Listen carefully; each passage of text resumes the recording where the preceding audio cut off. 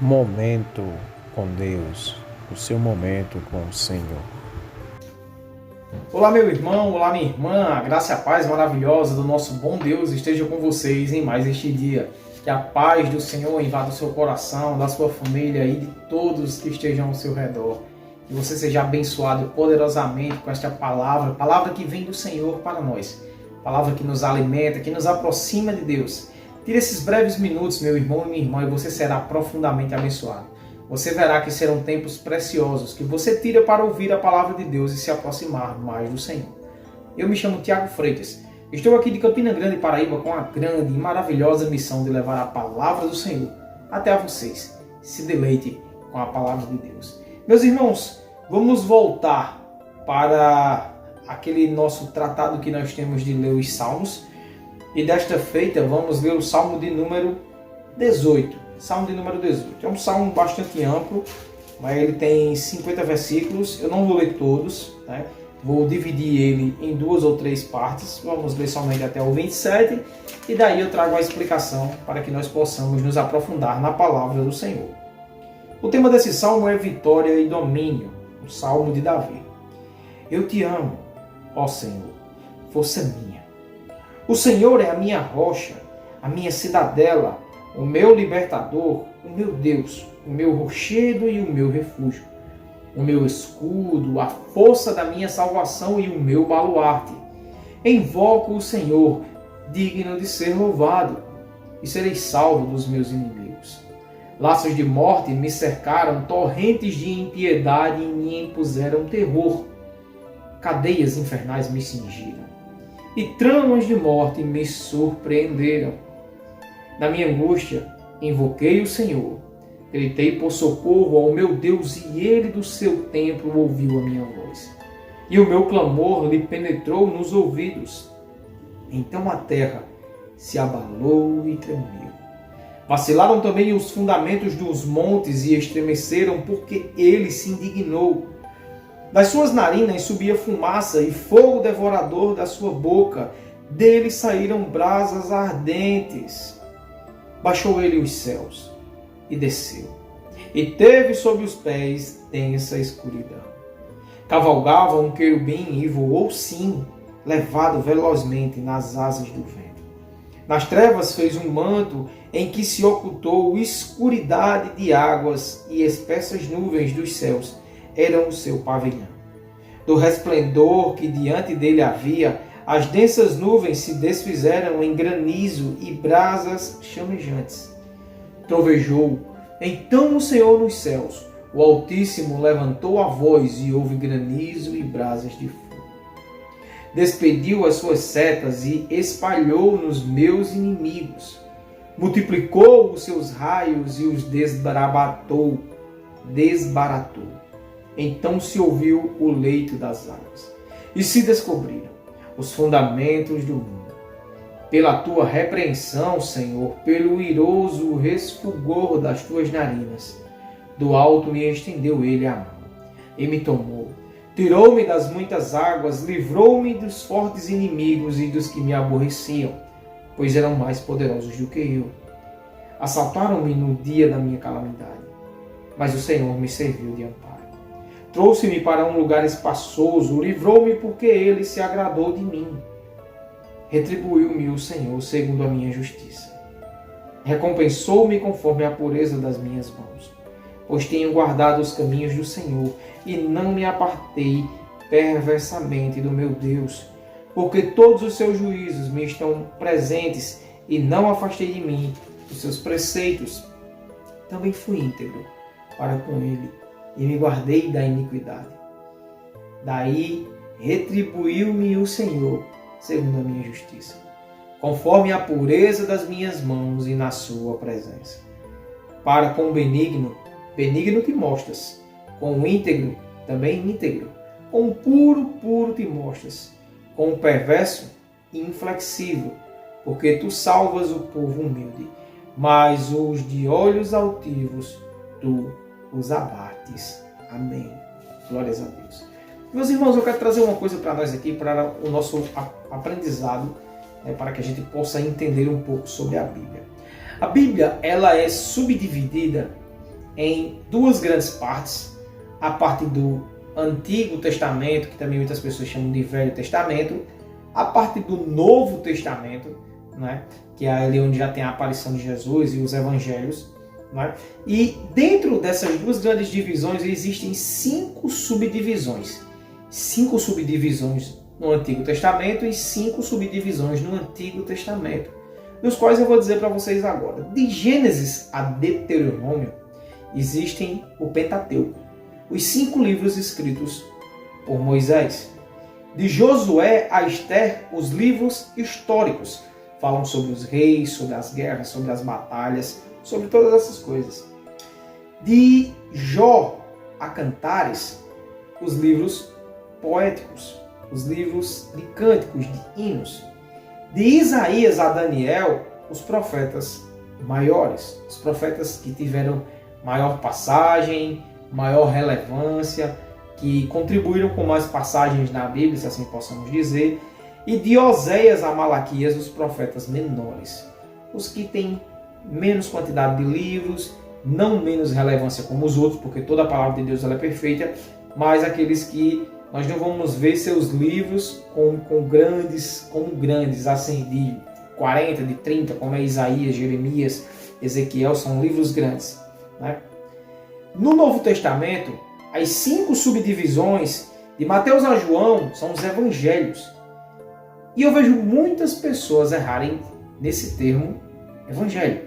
Muitas das vezes eu vejo as pessoas vão pregar e vão falar um texto em João, em Lucas, em Mateus ou em Marcos e diz Evangelho de João. Não, meus irmãos, isso está errado. Se você pegar a sua Bíblia e você ler na epígrafe da sua Bíblia, Tiago, o que é epígrafe? Epígrafe é isso aqui. Ó. Epígrafe é quando nós pegamos o livro e nós vamos ver e ele tem aqui Mateus, no início. É como se fosse o tema. E ali você vai ver que tem dizendo o Evangelho segundo Mateus. Por quê? Porque o Evangelho não é de Mateus, o Evangelho é de Jesus Cristo. Por quê? Qual o significado de Evangelho? O significado de Evangelho é boas novas. Quem traz as boas novas para nós é Jesus. Jesus é que nos traz as boas novas. Mateus, Marcos, Lucas e João, eles narram essas boas novas que eram de Jesus. Portanto, o Evangelho não é de Mateus.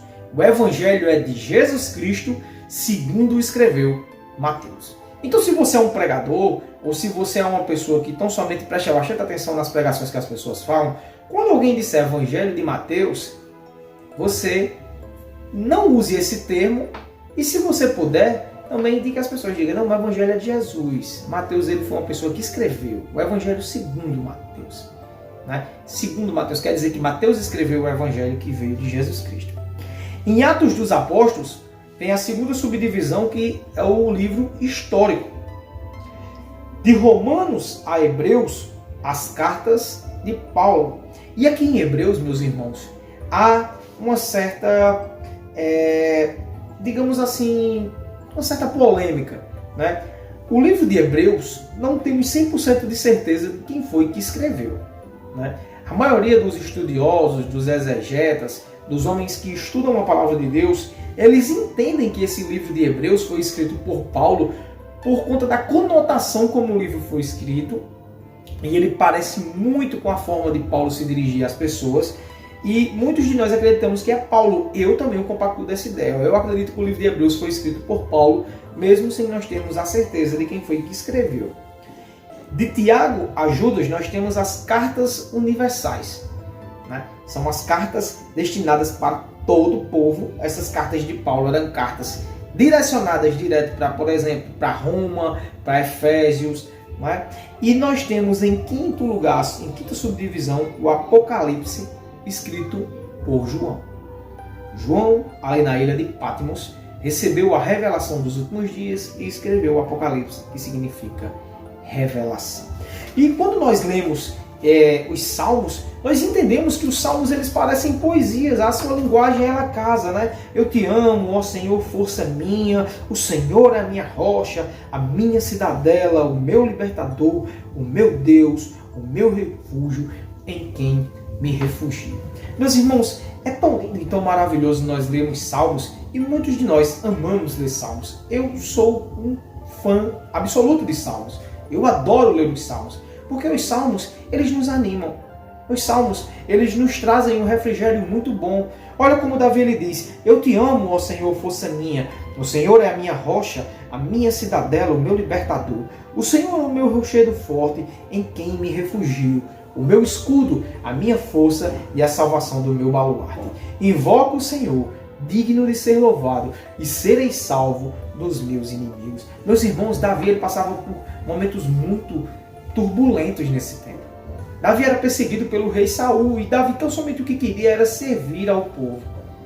Davi nesse tempo ele já era genro de Saul, e mesmo assim Saul não via caso de ser ele o marido de sua filha, mas ele queria matá-lo porque as pessoas gostavam tanto de Davi que gerava isso um ciúme tremendo em Saul. E Saul, temendo perder o seu reino, ele queria matar Davi, só que Saul mal sabia que Deus já tinha ungido Davi como rei.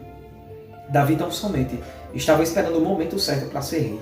E Davi, mesmo sabendo que ele já seria o novo rei, ungido pelo Senhor, ungido pelo profeta, Davi não queria destronar Saul. Não, ele serviu a Saul de forma íntegra, honesta, batalhou, venceu vitórias para o rei Saul, para o povo de Israel. Mas Davi também, ele chega e ele lança as suas aflições ao Senhor. Ele diz: Senhor, eu invoco a Ti, eu grito, Senhor, eu te peço socorro do Teu santo templo, ouve a minha voz. E aqui nós vemos uma figura maravilhosa de Deus, ele irado, ele revoltado, aqueles que das narinas do Senhor saía fumaça como fogo que devoravam, os céus se rasgavam, a escuridão, as densas trevas, as nuvens, os raios, os resplendores, e tudo isso o Senhor despia as suas setas contra os inimigos. Fala aqui no versículo 14, despiu as suas setas, espalhou os meus inimigos. Multiplicou os raios e os desabaratou.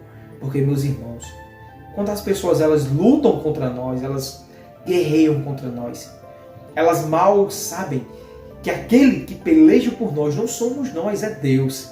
E Deus, quando ele se ira, ele é um Deus irado, em que traz destruição sobre o ímpio. Eu acho muito interessante o que Davi ele fala do versículo 20 em diante, que ele diz: retribui-me, Senhor, segundo a minha justiça. Recompensa-me segundo a pureza das minhas mãos. Meus irmãos, que maravilha, né? Que maravilha nós termos a segurança de quem nós somos. Que maravilha é nós termos a certeza de quem eu sou, de quem você é, e chegar para Deus assim e dizer: Senhor, me retribui segundo aquilo que eu faço. Senhor, se eu sou um homem justo e honesto, me retribui segundo a honestidade. Mas, Senhor, se eu sou um homem mentiroso, fraudulento, se eu culpo as pessoas daquilo que as pessoas não fazem, se eu minto para levar vantagem, se eu sou um adúltero, se eu sou um pecador, me trata desse jeito. E Davi tinha essa segurança que ele era um homem justo e íntegro. Versículo 21 diz: pois tenho guardado os caminhos no Senhor, e não me apartei perversamente do meu Deus. Porque todos os seus juízos me estão presentes, e não afastei de mim os seus preceitos. Meus irmãos, como é bom nós andarmos no caminho de Deus. Como é bom andarmos na vontade do Senhor. Como é bom nós andarmos de forma reta, justa e honesta, porque o nosso exemplo, ele grita. O nosso testemunho, ele grita diante do Senhor. Né? Nós não precisamos nem falar nada, mas o Senhor sabe. Como o Senhor chegou para Satanás certa vez, depois que ele estava de rodear a terra, e o Senhor disse para Satanás: tu vês Jó, o meu servo, homem íntegro e reto e temente a mim. E Satanás acha que a temência de Jó era porque Deus tinha o abençoado de tudo. Deus o pede que tire tudo, só não tire a sua vida. E Satanás quebra a cara, porque a confiança de Jó estava no Senhor. Ele prossegue dizendo no verso 23, também fui íntegro para com ele, me guardei da iniquidade. Ou seja, eu me afastei do pecado. Eu me afastei daquilo que me afastava do Senhor. Daí retribui-me o Senhor, segundo a minha justiça, conforme a pureza das minhas mãos, na sua presença. Para com o benigno, o Senhor, ele mostra benignidade. Com o íntegro, o Senhor mostra integridade. Com o puro, o Senhor se mostra puro. Com o perverso, o Senhor já se torna flexível. Já o trata de uma forma diferente. Porque o Senhor, ele salva os povos humildes, mas os de olho altivos, arrogantes, soberbos, que tratam as pessoas de forma que não se deve tratar, que se acham melhor do que as pessoas, a esses o Senhor os abate, os derruba os destrona. Meus irmãos, nós costumamos ver muito isso na nossa sociedade. Homens e mulheres poderosas, com grandes impérios, ricos, que tratam muitas pessoas maus. De repente vem a ruim, vem abaixo. Eu trabalhei em uma empresa durante muitos anos. E o filho do dono, ele tomou de conta da empresa e ele acabou destruindo o império que o pai tinha. E ele era um cara muito arrogante, muito arrogante. Ele destratava os funcionários, tratava todo mundo de forma irônica. Inclusive, quando houve a demissão dos funcionários, que essa empresa ela foi decretada falência, ele ironizou a todos aqueles que estavam ali. Depois de todas essas coisas terem ocorrido, esse jovem ele tinha se endividado com traficantes de drogas riquíssimos e poderosos aqui do Brasil. E ele teve que servir de um homem como fosse levar droga para eles. Esse avião chegou a cair com as drogas e com ele. E ele chegou a falecer. Lamentavelmente, uma perda para a família. Mas o que eu quero dizer com isso? Aqueles que têm os olhos soberbos, aqueles que têm os olhos altivos, aqueles que tratam as pessoas maus, aqueles que acham que a sua riqueza vai durar para sempre, a esses o Senhor abate. Terrível coisa é cair sobre as mãos do Deus irado. Meus irmãos, busquem ao Senhor assim como Davi sempre fez na sua vida. Louve ao Senhor, expresse a sua alegria e entregue tudo nas mãos de Deus, porque Deus é bom e a sua misericórdia dura para sempre, em geração em geração. Leia a Bíblia, leia os Salmos, e só lembrando, os Salmos não se chama capítulo, se chama números, porque é um inário, e o inário nós contamos do 1 até o 150. Que Deus te abençoe. Oremos nesse instante. Ó Pai, eu louvo ao Senhor, meu Deus, pela oportunidade de mais uma vez poder trazer a Tua palavra para os Teus filhos, meu Deus. Louvado seja o Teu santo nome. Ó Senhor, que o Teu Espírito Santo mova em nós, meu Deus, o desejo de Te buscar, de andar nos Teus caminhos, de ser justos, íntegros e honestos, meu Deus. Para que no dia da aflição, naquele dia que mais precisamos do Senhor, meu Deus, possamos estarmos tranquilos, porque o Senhor agirá de honestidade conosco da forma com que nós agimos contigo. Perdoa os nossos pecados e as nossas falhas, cuida das nossas famílias, perdoa tudo aquilo que temos feito que não é do Teu agrado e nos enche do Teu Espírito Santo e do Teu poder. Eu louvo ao Senhor Jesus por tudo, em nome de Jesus Cristo. Amém. Meu irmão e minha irmã, que o Senhor te abençoe poderosamente. Quero agradecer a você mais uma vez por estar aqui comigo. Desde já quero te fazer um convite. Seja um membro desse grupo, se inscreva, curta, comente. Se você quer saber de algum tema, de alguma coisa que você tem dúvida, coloque nos comentários. Aí eu vou procurar estudar, procurar me capacitar para poder trazer esse tema e tirar a sua dúvida de tantas outras pessoas. Sabemos que muitas pessoas têm dúvidas em algumas coisas e não perguntam, talvez por timidez, né? Mas que Deus os abençoe. E quero lembrar a vocês da ordem que Jesus nos deu. De irmos por todo este mundo e levarmos o Evangelho a toda criatura. Eu estou fazendo a minha parte. Faça a sua. Compartilhe essa mensagem com as pessoas. Leve a palavra de salvação e de vida. Compartilhe a palavra de Deus, meus irmãos. Que Deus, em sua infinita e bondosa graça, nos abençoe. Em nome de Jesus Cristo. Amém. Esse foi mais um momento com Deus, estando na presença do Senhor e glorificando o seu nome. Fiquem todos com Deus, em nome de Jesus Cristo. Amém.